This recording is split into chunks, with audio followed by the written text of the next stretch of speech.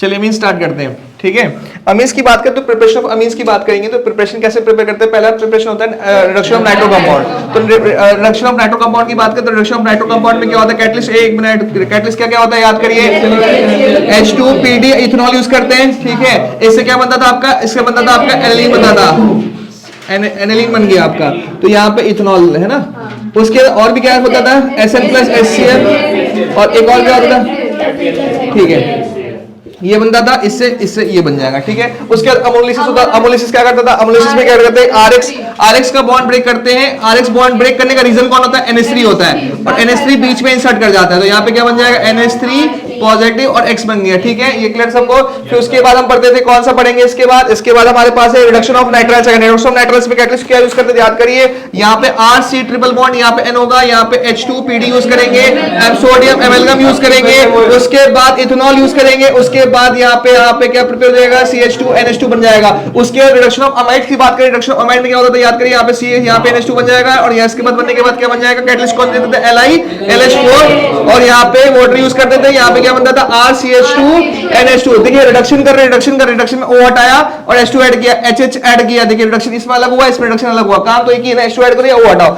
Simple सी बात है। फिर नेक्स्ट आता है गैब्रियल मेथड की बात करते हैं। गैब्रियल में क्या करते थे, याद करो, हाँ, गैब्रियल की मैं बात करता हूँ, यहाँ पे यूज करते थे HX यूज कर लिया। गैब्रियल की बात चल रहा है कि यहाँ पे KOH, तो यहाँ पे बन गया, यहाँ पे बन गया, ये कुछ बन गया, और यहाँ पे बन जाएगा NK बन गया, और फिर RX यूज करेंगे तो उसके बाद क्या बन जाएगा, यहाँ पे C डबल बॉन्ड O, यहाँ पे C डबल बॉन्ड O, और यहाँ पे NR।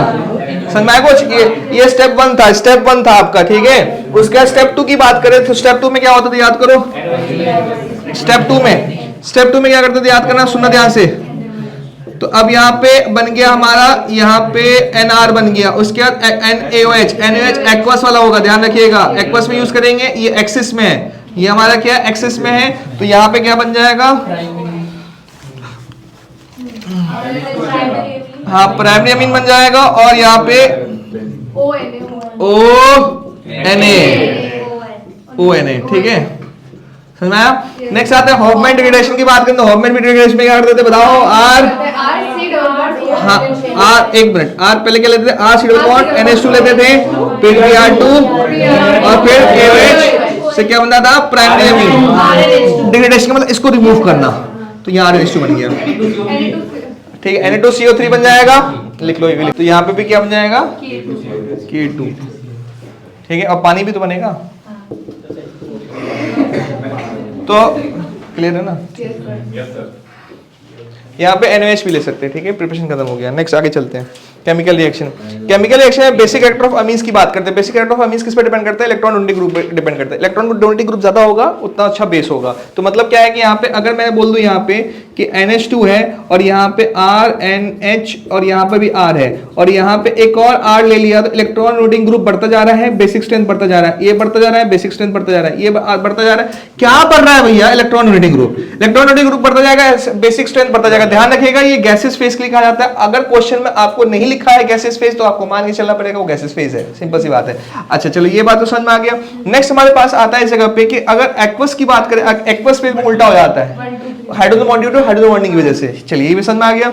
नेक्स्ट हमारे पास आता है कि अगर एनिलीन हुआ सर, एनिलीन, ठीक है, एनिलीन के साथ क्या होगा सर, बहुत कुछ हो जाएगा। क्यों, क्योंकि देखिए यहाँ पे क्या होगा, एनिलीन में क्या होता है कि यहाँ पे लोन पे होता है, लोन पे क्या करता है, इस जगह पे अपना लोन पे खुद को डोनेट कर देता है, तो ये खराब बेस कहलाता है, ड्यू टू रेजोनेंस की वजह से आपका ये सबसे खराब बेस होता है, ठीक है, इन सभी से। समझ में आ गया।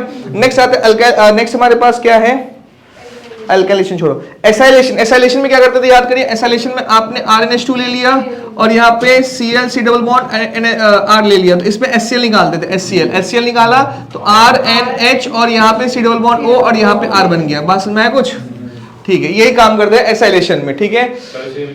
हाँ, टर्शरी में नहीं करते। टर्शरी में देखिए, टर्शरी अमीन्स में करने के लिए आपके पास H अवेलेबल है ही नहीं, तो टर्शरी अमीन में तो नहीं रिएक्शन होगा, ध्यान रखना है इस बात का। नहीं, एसाइलेशन कोई टेस्ट नहीं होता,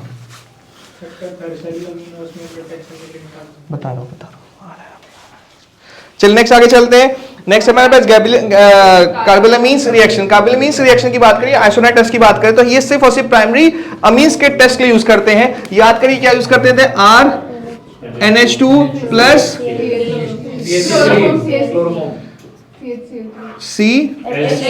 CHCl3 और प्लस KOH यूज करते थे, ठीक है। इससे बनता था RNC बनता था, प्लस यहाँ पे बनेगा K3KCl बन जाएगा और प्लस 3H2O, ठीक है। तो ये बनता था RNC। ये सिर्फ और सिर्फ आइसोसाइनाइड टेस्ट के लिए देता है। ध्यान रखिएगा 2H का होना बहुत जरूरी है। अगर सेकेंडरी अमीन की बात करेंगे तो सेकेंडरी अमीन में भी रिएक्शन नहीं होगा और टर्शियरी में भी नहीं होगा। तो आप डिस्टिंग्विश कर सकते हैं कि प्राइमरी और सेकेंडरी में कैसे करेंगे। तो आप प्राइमरी में आइसोसाइनाइड टेस्ट, प्राइमरी और टर्शियरी में करना हो तो आप क्या यूज करेंगे, आइसोसाइनाइड टेस्ट, ठीक है। नेक्स्ट आगे चलते हैं। नेक्स्ट हमारे पास एरोमेट रिएक्शन में तो नाइट्रस एसिड की बात करें तो पहला आपका जो प्राइमरी एलिफैटिक अमीन से डाइजोनियम सॉल्ट बनाता है वो आप यूज सेम कर लेंगे। एरोमेटिक अमीन से वो भी डाइजोनियम सॉल्ट बनाते हैं, पहले से कर चुके हैं। Reaction with aryl sulfonyl chloride की बात करें तो ये आपका इंपॉर्टेंट है। इसमें भी क्या करते हैं कि आपका हमने प्राइमरी अमीन लिया और इसमें हमने ले लिया यहाँ पे बेंजीन, है ना, C डबल बॉन्ड O और डबल बॉन्ड O, ये बेंजीन सल्फोनाइल क्लोराइड होता है। यहाँ पे HCl, यहाँ से Cl निकालेंगे, यहाँ से H निकालेंगे, ठीक है। तो आप और जोड़ देंगे। तो ये प्राइमरी के लिए भी हो सकता है, सेकेंडरी के लिए भी हो सकता है। ये टेस्ट टर्शियरी के लिए नहीं होता है ये। तो बेंजीन सल्फोनाइड या हेंसबर्ग आपका टेस्ट जो होता है आप सिर्फ प्राइमरी और सेकेंडरी यूज करते हैं, टर्शियरी यूज नहीं करते, मतलब ये नहीं शो करता है। बात समझ में आया? नेक्स्ट आते हैं इसके बाद हमारे पास कौन सा इलेक्ट्रोफिलिक सब्स्टिट्यूशन की बात करें तो याद करिएगा 3Br2 यूज करेंगे तो तीनों पोजीशन पर आ जाएगा। एनिलीन में कहां यूज कर रहे हैं, 3Br2 यूज कर रहे हैं तो तीनों पोजीशन पर आ जाएगा। तीनों पोजीशन में ऑर्थो पैरा और ऑर्थो पैरा, सुना है कुछ, मेटा मत बोल देना, ठीक है। नेक्स्ट है कि अगर एक आपको प्रिपेयर करना हो, सिर्फ एक प्रिपेयर करना हो तो ये भी ध्यान रखना है कि एनिलीन में आपको सिर्फ और सिर्फ मोनोब्रोमाइड चाहिए। तो एक ब्रोमाइड ऐड करना है तो उसके लिए थोड़ा सा आपको ध्यान रखना है कि कैटलिस्ट कौन सा यूज करेंगे, एसिटिक एनहाइड्राइड और एसिटिक एसिड यूज करके आपका प्रिपेयर हो जाएगा, ध्यान रखना है। नेक्स्ट है नाइट्रेशन। नाइट्रेशन में सेम प्रोसेस है, आपका NO2 डालेंगे, आपका बन जाएगा इस जगह पे। सल्फोनेशन में भी वही सेम प्रोसेस है, वही करना है आपको। नेक्स्ट आते हैं preparation of diazonium salt, already कर चुके हैं। अगर कोई भी एनिलीन को डाइजोनियम सॉल्ट में प्रिपेयर करते हैं तो उसको बोलते हैं डाइजोटाइजेशन। ध्यान रखिएगा इस बात की, प्रोसेस का नाम होता है क्या होता है, डाइजोटाइजेशन होता है। उसके बाद हमारे पास chemical reaction of diazonium salt की बात कर रहे हैं तो पहला हमारे पास सेंडमेयर है, दूसरा हमारे पास गटरमैन रिएक्शन है। तो सेंडमेयर में याद करिए हमने सारा कुछ पढ़ लिया है, इसमें कोई डाउट नहीं है। गटरमैन में याद रखिएगा Cu यूज क्या करते हैं यहाँ पे हमने N2X ले लिया और यहाँ पे Cu और HCl यूज कर लिया तो इससे क्या बन जाएगा, क्लोरोबेंजीन। ऐसे करके आपने HBr यूज कर लेंगे तो ब्रोमोबेंजीन बन जाएगा। बट ये सबसे खराब मेथड होता है, ध्यान रखिएगा, एज कंपेयर टू सेंडमेयर से, ठीक है। नेक्स्ट आते हैं रिप्लेसमेंट ऑफ आयोडाइड, पढ़ लिया था हमने, अभी जस्ट पढ़ लिया।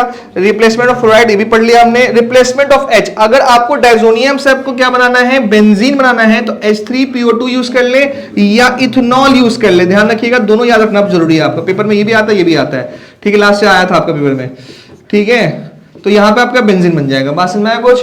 अगर आप बोल रहे हैं कि हाइड्रोक्साइल ग्रुप बनाना है तो डाइजोनियम के साथ पानी डाल दें तो आपका हाइड्रोक्साइल ग्रुप बन जाएगा। और NO2 बनाना है आपको तो यहाँ पे NaNO2 ग्रुप और कॉपर यूज करना पड़ेगा तो आपका प्रिपेयर हो जाएगा, ठीक है। नेक्स्ट हमारे पास है रिएक्शन, कपलिंग रिएक्शन की बात कर रहे हैं तो यहाँ पे बात करें ऑरेंज डाई और येलो डाई की यूज करते हैं। ऑरेंज डाई किसके लिए शो करता है, फिनॉल के लिए, और येलो डाई किसके लिए शो करता है, आपका एनिलीन के लिए, ठीक है। समझ आ गया? इसको एजो टेस्ट बोलते हैं, ध्यान रखना।